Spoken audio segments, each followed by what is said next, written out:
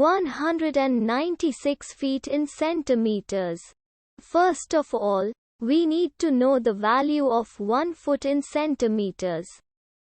It's always 1 foot equals 30.48 centimeters. Now we have to multiply 30.48 by 196.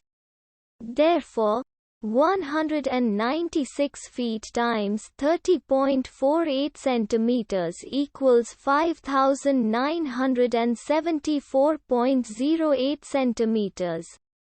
So, in other words, 196 feet equals 5,974.08 centimeters. We hope you have enjoyed this video.